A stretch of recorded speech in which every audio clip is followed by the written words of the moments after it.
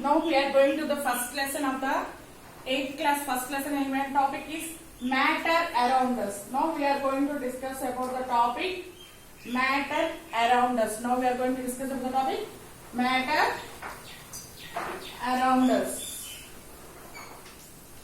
First we have to discuss about what is meant by matter. What is meant by matter? Anything that has mass, anything that has mass and occupied space is called matter. Anything that has mass, anything that occupies space and has mass is called matter. In this matter we can get examples like bench, chair, duster, chalk piece, light, fan, etc. Because they have some weight and they are occupying the space. All the things surrounding us are made up of a matter. Again we am discussing. Again explaining once again. What is meant by matter? Anything that has mass. Mass means nothing but weight. Anything that has mass and occupies space. And occupied space is called matter. In this environment, all things are made up of a matter. Because without matter, anything is not there. For example, duster. Duster has certain weight or mass and it occupies space. In the same way, bench also. The bench is also made up of a matter because it has weight and it is occupying the space.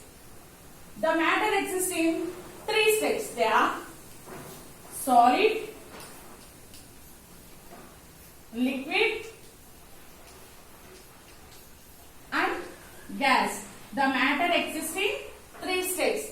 They are solid, liquid and gas. The example for solids are bench, chair, duster, etc. And the same way, example for liquids are milk, oil, water, etc. In the same way, example for gas are oxygen, nitrogen, helium are example for the gas. Once again, see the matter exists in three states that are solid, liquid and gas. The best example, for example of the solids are bench, chair, duster, chalk piece, pen, book, all. Next, for the best example for the liquids are milk, oil, water, etc. Example for gas, oxygen, nitrogen, helium, etc. Now we are discussing about the solid. First one is solid. Solids have definite shape and definite volume. Suppose if we consider a chalk piece and a duster, these are made up of, these are solids. These are solids. If we kept in a container or a glass beaker, the shape of the duster or chalk will not be changed. So they have definite shape. If we drop the chalk piece or duster and they will not flow up, they will remain rigid. So they have definite shape and definite volume. Solids have definite shape and volume. They have definite shape and volume. Next, liquid. Liquids does not have particular shape. They have a definite volume. Liquids have definite volume but do not have any shape. For example, in one beaker I pour a water. The volume of the water is the volume of the beaker. They have the shape of the beaker. If I pour in a test tube, the volume of the water is in test tube and the shape of the water is test tube shape. So liquids does not have definite shape. They have definite volume. They don't have definite volume. They have no shape. They have no shape. And gases have no shape or no volume. Gases have no shape or no volume. Gases have no shape or no volume. Now we are discussing about the conversion of solids to liquid, liquids to gases. The best example Now we are going to discuss about the conversion of solid to liquid, liquid to gas. The best example for conversion of one stage to another stage is water. The best example is water. The water can exist in three states. Water can exist in three states, that are solid, liquid and gas. The water can exist in three states. One, solid, liquid and gas. The solid form of the water is ice, and liquid form is water, and the liquid form is water, and the gaseous form is water vapor, and the gaseous form is water vapor. Okay. The boiling point of the water is 100 degrees centigrade. The boiling point of the water is 100 degrees centigrade, and the boiling point of the water is 100 degrees centigrade, and the freezing point of the water is 0 degrees centigrade, and the freezing point of the water is 0 degrees centigrade. The physical properties of water, it is colorless, odorless, tasteless. The physical properties of the water. The physical properties of the water.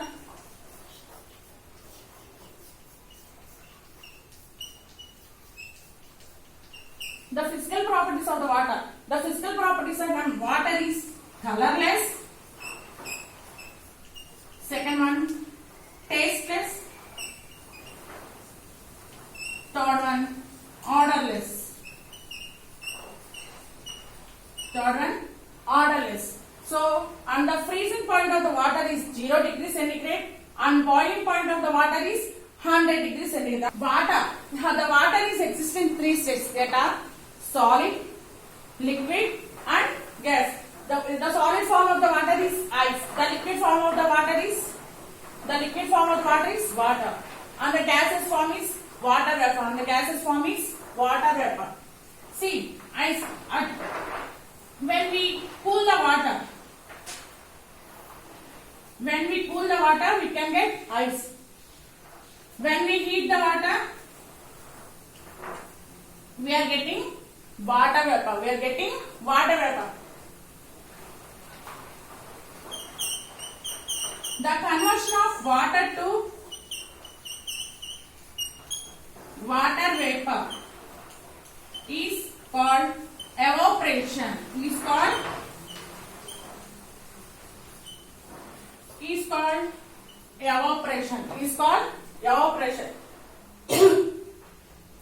The conversion of water to water vapor is evaporation. The conversion of water vapor to water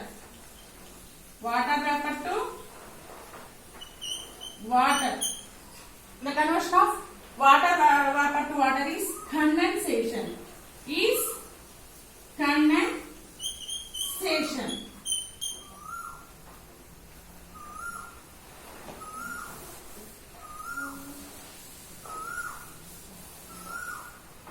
See once again. Here we are cooling the water. When water is cooled, we can get ice. When water is heated, we can get water vapor. Again, when water vapor is cooled, we can get water. Again, when water is again cooled, we can get ice. It is condensation. It is called evaporation.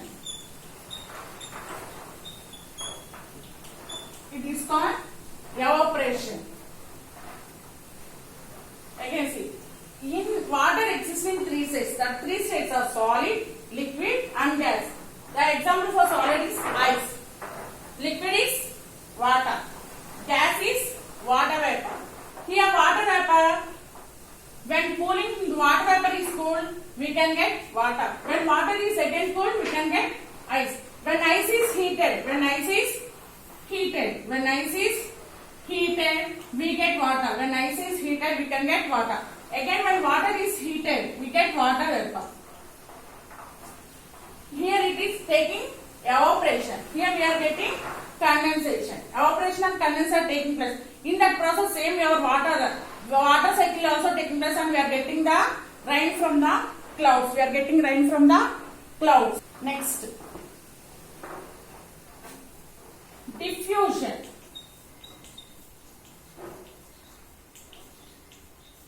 Diffusion. Here diffusion means the transfer of air from one place to another place, or the transfer of air from one place to another place is called diffusion. In diffusion, the first one, the gas. In gases, how the diffusion takes place? In gases, how the diffusion takes place? For example, if we lit a incense stick or agarbatti, the fragments of the smell will diffuse from here in this room from one place to another place very easily. So the gases can diffuse us from one place to another place very easily. If you take one agarbatti and kept in that corner and lit it, means the fragment will come automatically after a few seconds. The fragments of that stick will come and spread the room very easily. So in gases, the diffusion takes place very speedily. Diffusion will take place very speedily. Whereas in liquids, the rate of diffusion is slow. The rate of diffusion is slow. For example, take a beaker full of water. Take a water in a beaker and drop a KMnO4 solution and drop a potassium permanganate KMnO4 solution in that beaker. Then the color of the KMnO solution will diffuse very slowly, and the color of the water will change after a few seconds. We can see the pink color water because the potassium permanganate is in a pink color. The water is colorless. So if you drop a potassium permanganate in that water, the color of the water will changes very slowly. So the rate of diffusion is slow in the liquids. The rate of the diffusion is slow in the liquids. In the same process, in solids. In solids, the rate of diffusion is very slow. In solids, the rate of diffusion is very slow. Where compared to gases, the rate of diffusion is very fast. In gases, the rate of diffusion is very speed. But in liquids, it is very slow.